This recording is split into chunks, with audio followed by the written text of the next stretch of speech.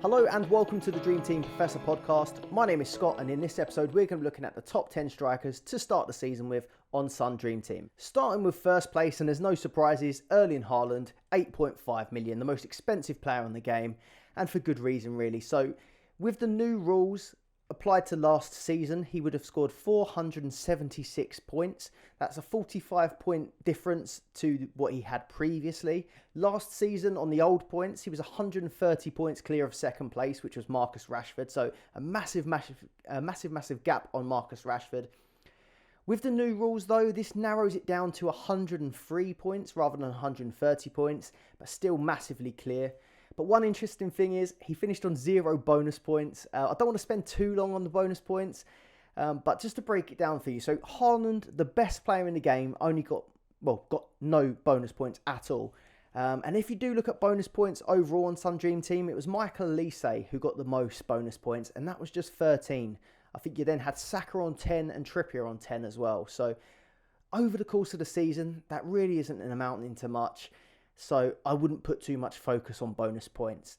If you don't know what bonus points are, I've got a video out looking at the new rules on Sun Dream Team. It's probably best to have a look at that one first. I'll put a link below in this video. We'll start with goals, which was just ridiculous from Haaland. I've never seen anything like it. So 52 goals for Haaland last season. He got 10 assists. He got 94 shots on target, 14 big chances created, and then 7 tackles. Now, the reason I've put shots on target, big chances created, and tackles in here as well is because under the new Dream Team rules, you get 1 point for a shot on target, you get 1 point for a big chance created, and then you get 1 point per 2 tackles. Now, tackles isn't going to be as important with strikers or Erling Haaland, for example, but shots on target and big chances created are 94 shots on target, 14 big chances created. So 94 shots on target, that was by far the most in the game, quite obviously. That's why he's scoring 52 goals or something like that. He was 12 shots on target more than Marcus Rashford, and then no one was really close to these two. So that's one thing to consider. If you do want shot volume or shots on target, Haaland and Rashford would clear the others. Big chances created, 14 isn't very many. But I did sort of see that the actual centre forwards, the strikers, were creating less chances than a winger, for example, like a Salah. And then again, tackles, we don't need to worry too much about that with a player like Haaland. Another reason why you can't go without Erling Haaland, in my opinion, is because of the captaincy now as well on Dream Team. So another new feature that we spoke about in the last episode, double points for captains. Who knows how many points he's going to get if he's captained week in, week out. It's ridiculous. But everyone's going to be captain Erling Haaland most of the time, I imagine. In double game weeks, in single game weeks, Haaland probably is going to be the best captain. That was pretty much the way it was on FPL last season as well. And of course, there's going to be weeks where there is a better captain, but sometimes it's just too risky to take the chance of not going with Erling Haaland. The goals he was scoring last season, if you'd have missed out on one of those big games, it really did punish you. I think an example was I went with Mohamed Salah one week as a captain on FPL. I know we shouldn't be talking about FPL too much as it's a Dream Team podcast, but they've had captains a long time. Salah played Bournemouth last season. I captained him on FPL. Liverpool won 9-0 against Bournemouth, and Salah didn't even pick up a goal or an assist.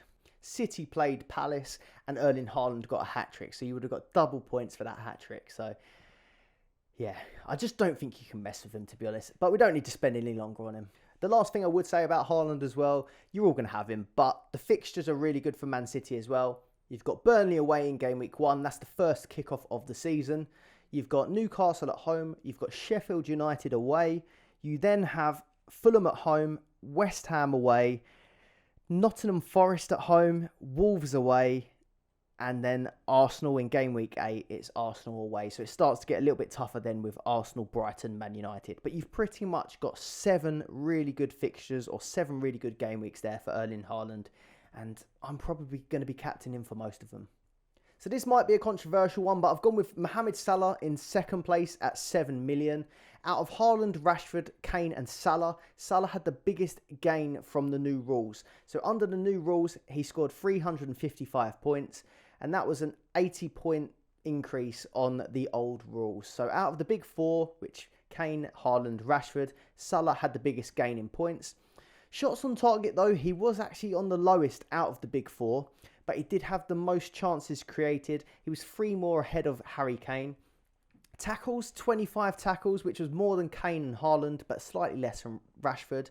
And I did sort of notice a trend that the wingers were putting in more tackles than the typical centre forward. So Rashford, Salah were producing more tackles than Haaland and Kane. Not really that much of a surprise when you think about it. So looking at the stats, so 355 points in total, an 80-point increase. You got 29 goals, 16 assists, 63 shots on target, 20 big chances created, and then 25 tackles. Now the fixtures are okay. Chelsea away in the first game. We're not quite sure what to expect from Chelsea, but that is usually quite a low-scoring game. But I do think that Liverpool are going to start strong this season. It's just a hunch, and that's why this one might be a little bit of a controversial one compared to some of your own opinions. But then game week 2, Bournemouth at home. Now, I know I just mentioned it. They had the 9-0 last season and Salah didn't score or didn't assist. But that has to be a freak and that has to be a game that we're looking to target again. Game week 3, Newcastle away. Again, that's a fairly tough away fixture. So it's going to be interesting to see how that one goes. But I still do fancy Salah. So that's why my opinion on this one might differ slightly. I'll come on to it when I go to Kane as well, but I did see a good opportunity to move on to Kane in game week 3 if you did want to start with Salah. So if you think Salah's a good pick to start with for Chelsea away and then Bournemouth at home, you can actually switch to Harry Kane in game week 3. Now we have more transfers as well. So you can go Chelsea away, Bournemouth at home for Liverpool, and then you can bring in Harry Kane, for example, game week 3, and you can play Bournemouth. So you can have back-to-back games against Bournemouth. Spurs play Bournemouth, and then Spurs face Burnley and Sheffield United. So that could be a good opportunity to move from Salah to Kane. And then again, I'm just going to mention these bonus points just to show you how little I think they're going to affect the game. Haaland had 0 bonus points. Salah picked up just the 1 bonus point on Dream Team with the new system in place. So unless they go and change the rules somehow, I don't think it's going to be a big part of the game. Before we move on to number 3, if you're enjoying the video so far, please do leave a like and subscribe to the channel to get kept up to date with all the latest Sun Dream Team content. And a quick reminder that I'm partnered with the Dream Team Tonic podcast. We have an episode going out every week on their channel. So the Dream Team Tonic podcast, you can check out a link in the description below. But now on to number 3. So we have Harry Kane at 7 million. Now, he may not even be at Tottenham, so we can disregard it if he does go to Bayern Munich. I think we're going to still see him at Tottenham by the end of the transfer window. So 7 million, his first 3 games are Brentford away, Man United at home, and then Bournemouth away, which I mentioned earlier. You can switch from Salah to Kane potentially in game week 3 to benefit from having back-to-back Bournemouth games, or you could just start with them both. Harry Kane, again, 0 bonus points. So I think I've made my point here. We've got no points for Haaland in bonus points. We've got 1 for Salah and 0 for Kane. So work that one out. Harry Kane, with the new rules applied to last season's performance, he would have got 353 points. That was a 64-point increase on last season. 32 goals, 11 assists, 70 shots on target, 17 big chances created, and 17 tackles. No European football this season, so a bit later on you might not want to have him, but it doesn't really matter early on in the season. He had the second best big chances created behind Mohamed Salah, so we do know how Harry Kane likes to drop in and create chances for other players like Son. But he did have quite low tackle volume compared to some of the players like Rashford or like Salah. I don't know too much about Ange Postecoglou, but I've heard that he's got quite an attacking style of play, and compare that to Conte, who's quite defensive. I probably do expect to see Harry Kane have bigger numbers this season than last season if he stays, but then you have got to consider that with things like shots on target, big chances, tackles, they're all sort of volume stats. Well, same with goals and assists really, but the less games you play, the less you're going to score, so you have got to consider that with no European football. 70 shots on target is less than Haaland and less than Rashford, but then he did come in ahead of Mohamed Salah, for example. So you kind of got to weigh that up again. So having another look at the fixtures then. So Brentford away, that's an okay fixture, but Brentford are a really good team and they're quite solid. Then Man United at home as well. I think Man United are going to be better this season.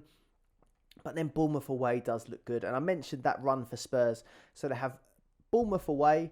They then face Burnley, Sheffield United and Arsenal. So although that Arsenal game is a tough one, Harry Kane does love a goal against Arsenal. So that's my top three. So I've got Haaland, Salah, Kane. I don't feel completely comfortable with this next one, which you're going to be able to predict. It's Marcus Rashford in fourth. I'm starting to feel a bit bad about putting him in fourth. So let me know in the comments below what you think your top four would be in strikers to target, because I think it's quite subjective. So I'd love to know your thoughts. But Rashford at 6.5 million. He comes in 0.5 cheaper than Salah and Kane. And he did have a really, really good season last season. So 373 points he would have scored with the new scoring. That's a 72-point increase on last season. 30 goals, 12 assists, 82 shots on target, just 9 big chances created, which looked a bit strange, and then 33 tackles, which is pretty high there. So, yeah, a really, really good season for Marcus Rashford and a real big breakthrough season, because he did have a few dodgy seasons before that. But 6.5 million, that's a massive jump from what he was at last season, but he does deserve it considering how well he played. The fixtures actually look alright, so Wolves at home, I do think that is a really good one to target. Tottenham away can be a tough game, and then Nottingham Forest at home is another good fixture. So that's why I'm starting to feel maybe that I've got this one wrong. Marcus Rashford in fourth place, but yeah, let me know what you think on it. Unlike the other two, so Haaland, Kane, Salah, it looks like Rashford isn't going to have penalties. It looks like Bruno Fernandes has got that off him. I think Rashford did take a few throughout the season, but it did look like towards the end Bruno took them back. But the benefit of Rashford is he is 0.5 cheaper than Salah, than Kane. And actually looking at these, I put Salah second. But apart from that Bournemouth game, Wolves at home and Forest at home do look really good games. So, I mean, we've got 2 transfers a week. Maybe you can just, rotate your starting strikers. Yeah, it's going to be interesting to see what the new tactic is. But I've put him in fourth place. He's got the highest tackles out of all of the big four. So he's got more than Haaland, Kane and Salah for tackles. But players that sort of seem to play on the wing did do a little bit better. Funny enough though, Jesus, Alvarez and Gakpo were highest tacklers for the strikers. And it just seems like the players, or the teams that play a high press, they also seem to get quite high tackles, which is quite obvious really. So Rashford 33 tackles. 9 big chances created is very strange. That looked really, really low in comparison to some of the other players. And all I can put this down to is the Weghorst effect. Wout Weghorst up front. If you look at it, 82 shots on target is a lot of shots. And 9 big chances created is not very many big chances. I think he just looked at Weghorst up front or Martial and thought, you know what, I'm taking this on my own. So he got 82 shots on target. He didn't bother passing to any of the other ones. If Man United do get a striker up front, they do get a striker in before the end of the window, maybe he'll be less greedy and maybe we'll see more big chances created, maybe a few less shots. Shots on target, 82. Only Erling Haaland had more than him as well in total. Going back to the fixtures, so Wolves at home, Tottenham away, Nottingham Forest at home do look okay. After those 3 are out, they've got Arsenal and Brighton, so it does get a little bit harder. So yeah, I've put them in fourth. I don't feel completely comfortable about it, so let me know in the comments below how you do your top 4. I imagine it's going to be these same players. Haaland, Salah, Kane, Rashford. What order would you put that 4 in? Right, now we've moved away from the core, what I'd call the big hitters, and I might be a bit blinded here with my Arsenal pick here, but I'm going to go with Gabriel Jesus in fifth place at 5.5 million. The fixtures are so good for Arsenal earlier on, so Nottingham Forest at home, Crystal Palace away, and then Fulham at home in game week 3. Then we have Man United at home, Everton away, and Tottenham at home. So although we do have a couple of tough fixtures coming up there, our home form is usually pretty good. So United at home, Tottenham away. We've got the harder games at home. So again, I think that does look pretty good. 5th place Jesus, there's a massive, massive gap between the rest of these players and that top 4. It's mostly starting to look at if you want to have a budget, or not, they're not even a budget pick, but a slightly lower tiered one if you can't afford to have the front 3, which I think looks quite difficult to do this season. So the points, 186 points he would have scored with the new system, which is a 45 increase on the old. He got just 11 goals and 8 assists, which does look pretty poor looking at it. 40 shots on target, 10 big chances created, and 38 tackles. So high tackle volume, 10 big chances created isn't great. It's one more than Rashford. Shots on target is pretty low for a centre forward, but we do know that Jesus drops in and makes chances for everyone else, and it's why Arsenal's goals were spread out so much around Martinelli, Saka and the rest of them. I do think that his stats would be a lot better as well if there wasn't that big chunk of time that he was injured. He was out, I think he got injured in the World Cup, which was December, and then he didn't come back until the start of April. He had a couple games off the bench to start with, and then I watched him. I was at the Arsenal-Leeds game where he played really well in that one. I think he's got on the score sheet in that one. He started to look okay, but he never really went back up to full form, whether or not he was fit or not. But he did start the season really well. So if he can start the season how he did last season and then maintain that without getting injured, I do think his numbers will increase a lot. But let me know if you think that's just me being blinded by being an Arsenal fan. Again, we won't focus too much on it, but only 2 bonus points. Shots on target was around the average when you look at the rest of these players and not Kane, Haaland, Salah, for example. Tackles, 38 was pretty high, and big chances created was okay amongst the rest of them, not so much amongst the likes of Salah, for example. But the good thing about this guy, compared to some of these ones we're going to come on to, Jesus will start up front week in, week out, unless he gets injured. He is a nailed starting striker, which some of these guys we're going to come on to next, I don't think you can say the same. So I'm putting Gabriel Jesus in 5th place, and we'll move on to 6th. Now, actually, I'm going to go with Son in 6th place. He was going to be lower down the pecking order. I was going to go with Ollie Watkins, but some news sort of cropped up in the Dream Team Twitter community yesterday regarding Aston Villa and their European fixtures. So we have bumped Son up the list to 6th. He's in at 5 million, and he is nailed. No question about that. Son will be nailed on that left-hand side, even under the new manager. Again, the same fixtures as Kane, Brentford, Man United, Bournemouth. Pretty good fixtures from game week 3. But 248 points he would have scored last season, and that's a difference of 90 points. That's absolutely massive. More than any of the other strikers. Son would have been the best or the most better off with these new rules in place. He would have scored 5 bonus points as well, which is massive. But again, I won't worry about it too much. 5 bonus points. It's not even a goal now. If you consider 5 points for a goal, 1 point for a shot on target. The bonus points for the whole season is not even really as much as scoring an extra goal. So we won't worry about that too much. 14 goals, 6 assists. 53 shots on target was quite impressive. That's quite a high shot volume for Son playing off the left wing.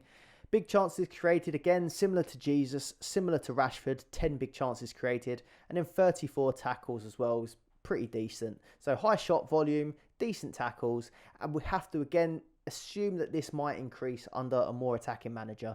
But the only downside is no Europe. Gabriel Jesus, I think there's a very good chance he plays in the Prem and in the Champions League. Son is only going to have the Premier League and the domestic cups. But if you don't have Harry Kane, for example, if you don't start with Harry Kane, I think Son could be another good one to go to for 5 million, especially for that game week 3 onwards. Bournemouth away, Burnley away, Sheffield United at home. So if Spurs do end up having a really good season, I think Son is going to be one that's going to rack up massive points under this new system, because he scored an extra 90 points on the new system in a season where, for Son standards, it was pretty low last season. So if he'd had these new points in one of the seasons before that, where I think he got the Golden Boot recently, or was joint Golden Boot, yeah, he would really smash it under this new system. So if he does well this season, I think he could be one of the top point scoring strikers. Right, in 7th place we have Ollie Watkins at 4.5 million. Now, he would have been higher up the list, but it's been uncovered on social media, on Twitter, in the Dream Team community, that it doesn't look like he's going to be scoring in these Europa Conference playoff games. Now, I'm pretty sure that these conference playoff games had counted previously. And there was a bit of debate about it, actually, because in the rules, it kind of did say that they were eligible, then it didn't say they were eligible, and then they put out a blog post saying that they were, and now in their FAQs, it says they're not. So if you go onto the help bit on Sun Dream Team, and then there's a frequently asked questions section, and they've actually gone in now and put, will I score points in Aston Villa's Europa Conference League playoff matches? And the answer is no. Qualifying and playoff matches in European competitions do not count as eligible matches, only group game onwards. And it was actually brought up that the rules had been changed. So after they put this frequently asked question bit in, a few of us that were chatting on Twitter went back and checked the rules, and the rules had been changed. The rules had been edited. They'd reworded it slightly. So it looks like this is the thing to pay attention to. Aston Villa will not score points for their qualifying matches, and it'll only be group games onwards. So something to consider. When you take that out of the equation, it doesn't look as good. So they face Newcastle away, they face Everton at home and Burnley away. So tough first fixture, but the other two fixtures do look quite good. Ollie Watkins on penalties. He would have scored 223 points under the new scoring, a 61 point increase, 16 goals, 8 assists, 48 shots on target, 4 big chances created and 20 tackles in total. Now again, if they do go on a bit of a run in that Europa League conference, which West Ham did, and there's no reason why Aston Villa can't do the same, I do think that Ollie Watkins could be a really, really good pick, but I think I'll end up waiting until the conference gets started. They've also got a few new additions to their teams. So Diaby is a good one to note. I think they'll be having a lot more chances created this season, which can only be beneficial to Ollie Watkins at 4.5 million. So I think he'll have a good season this season, and I'm going to put him in 7th. Now in 8th place, I'm going to go with Callum Wilson at 4.5 million. Same price point as Ollie Watkins. His fixtures are tough to start off with, which is why I've put him this low, really. I think I might have put him a bit higher. But the next fixtures, you've got Villa at home. Game week 2, you've got City away. And then you've got Liverpool at home. So I think that's 3 tough fixtures. 3 fairly good, or maybe 2 fairly good defences. And then after that, they face Brighton away and Brentford at home. So opening 5 games do look pretty tough. And I won't be starting with Callum Wilson. And I probably won't be starting with any Newcastle. If I do, it'll be Trippier. But even Trippier, I'm not too keen on. To start the season at least. But after that Brentford game, or maybe including that Brentford game, the fixtures do get a lot better, and I think we will all be bringing Newcastle players into our sides. He didn't have a massive increase under the new scoring, so 203 points, 45 point increase, 18 goals, 6 assists, 37 shots on target, 5 big chances created and 9 tackles. So a real centre forward. He's not creating many chances, he's not making that many tackles, but he's still doing plenty of shots. He's on penalties as well. I just don't think he's pickable really until those fixtures do get a little bit better for him. But I do think he's going to be an absolute beast once these Champions League games kick off. If he can stay fit and play twice a week, I do think he's going to be someone that we will be considering. But if we maybe wait a little bit later till that starts, maybe he'll go down in price from 4.5 million and we might be able to pick him up a little bit cheaper. It might end up being a bit of a bargain. But on the good side of things, when those Champions League games kick off and the fixtures do get better, Harvey Barnes playing on that left-hand side is going to create him a load more chances.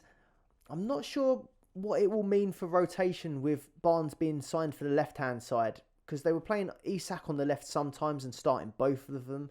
Will that mean it's just Isak and Callum Wilson fighting it out for that striker role? Maybe, I know I've got a couple Newcastle fans that listen, aka Connor, so you might be able to let us know in the chat. Do you think that maybe Barnes coming in might end up eating into Callum Wilson's minutes through Isak potentially? I'm not too sure, but I think overall, with more games, Wilson will have a better season than he had last season, as long as he can stay fit.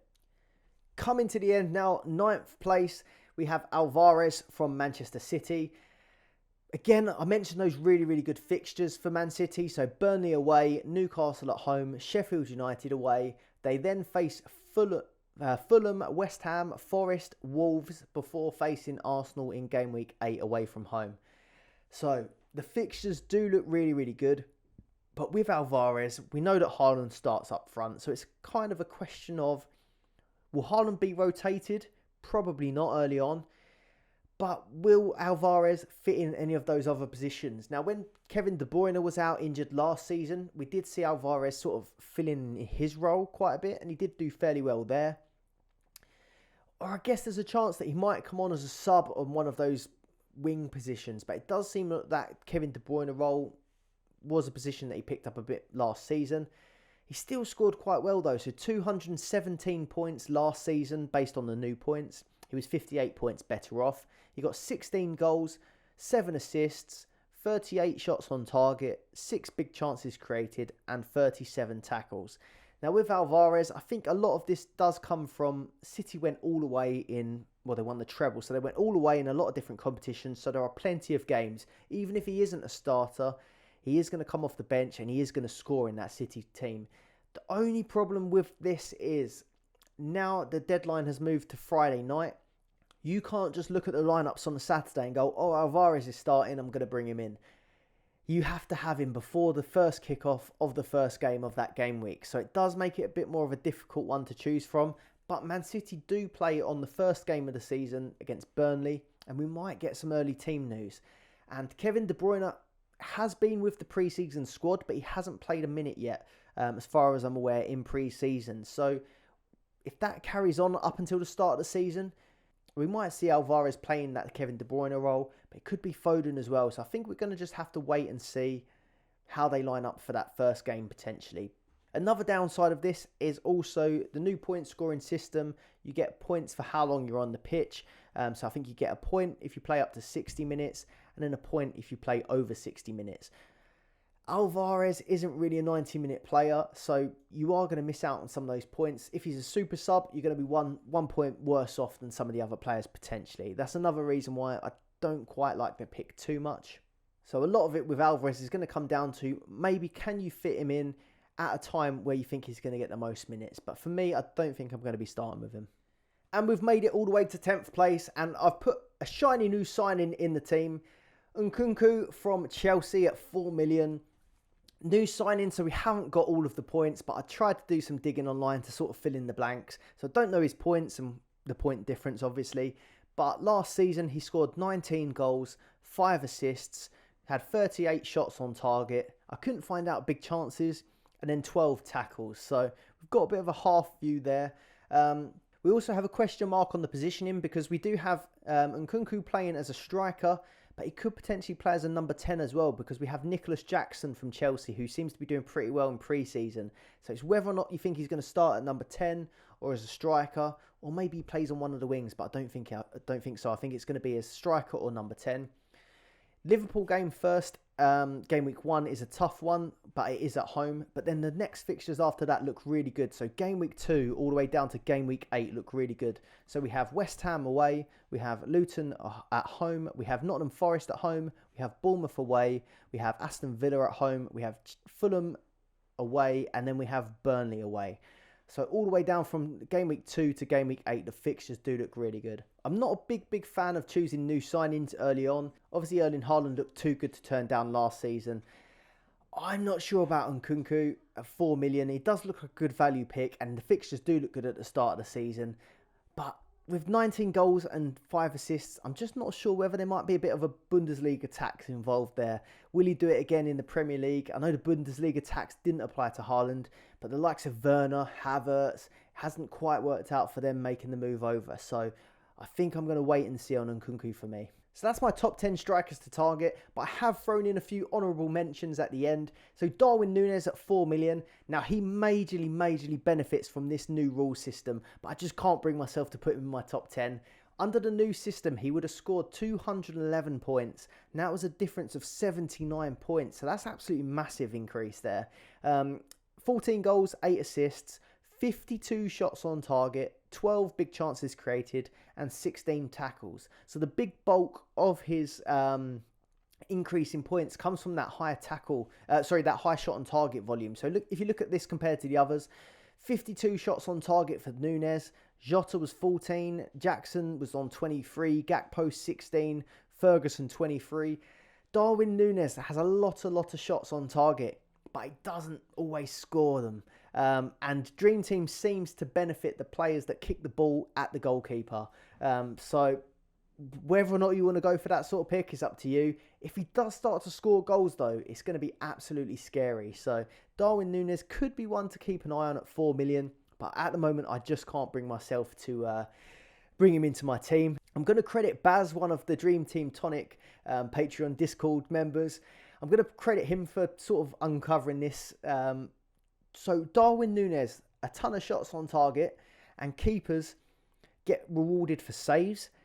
One a bit out there strategy I kind of thought of, it's a little bit of a joke, but if you have Darwin Núñez up front, you could target the goalkeepers from whoever Liverpool are playing, because there's a good chance that Darwin Núñez is going to kick the ball at that goalkeeper, and then you'll get save points as well as the shots on target. So that could be something to consider as well. I'm then going to come on to Diogo Jota, and for the same reason as Darwin Núñez, I think if they were nailed week in, week out, they could be in that top 10 easily, like Salah. But at the moment, I only think Salah is the only person that is nailed in that front three from Liverpool. So Jota at 3.5 million, 113 points, 32 increase, 7 goals, 8 assists, 14 shots on target, 3 big chances and 26 tackles. But with Jota, I think he was injured for a big chunk of last season, so we can't really pay too much attention to those stats. It's just the rotation that's a big problem. Firmino's left, so if Jota is starting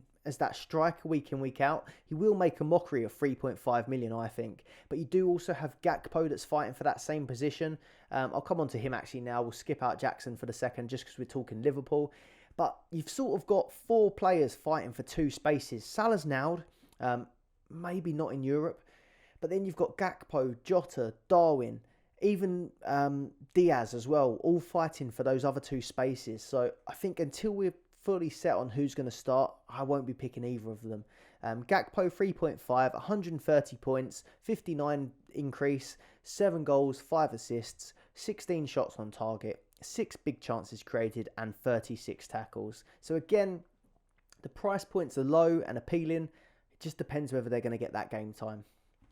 Nicholas Jackson, though, he's one that I'm much more excited about for Chelsea.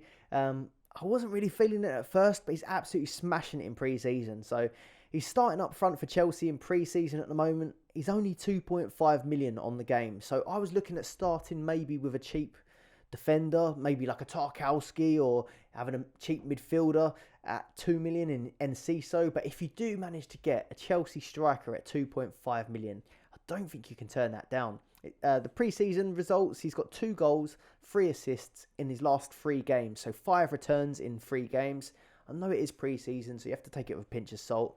But last season, he scored 12 goals, got 4 assists, had 23 shots on target and 14 tackles. So definitely one to watch before the season starts. And then Evan Ferguson at 3 million. I can't see myself picking him just because Brighton look like they've got too many good options up front. Quite honestly, I think he deserves to be starting as that striker for Brighton. But they do have Welbeck, who just seems to always do all right. And it does seem like De Zerbi likes him for his work rate. João Pedro has just signed as well, and he's a really good player. And then they've also got Undav as well. So there are options for Brighton. And if Ferguson was playing week in, week out, again, like these other people, I would be putting him, or consider putting him in my team. 121 points, 36 point increase.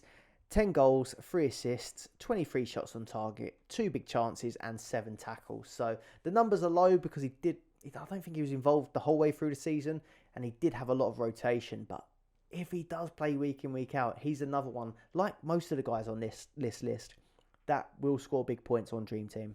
So that is my top 10 strikers to target at the start of Sun Dream Team. Please do subscribe to the channel because I'm going to be going through all the positions from now to the end of the season. We're going to go through the top 10 midfielders, defenders, and maybe we'll do the top 5 goalkeepers. So subscribe to the channel and look out for that one. Also, if you're not fully familiar with the new point scoring system on Sun Dream Team for this season, I've done a how to play Sun Dream Team in 2023-2024, so I'll link that here. Thank you very much for watching, and we'll see you on the next one. Goodbye.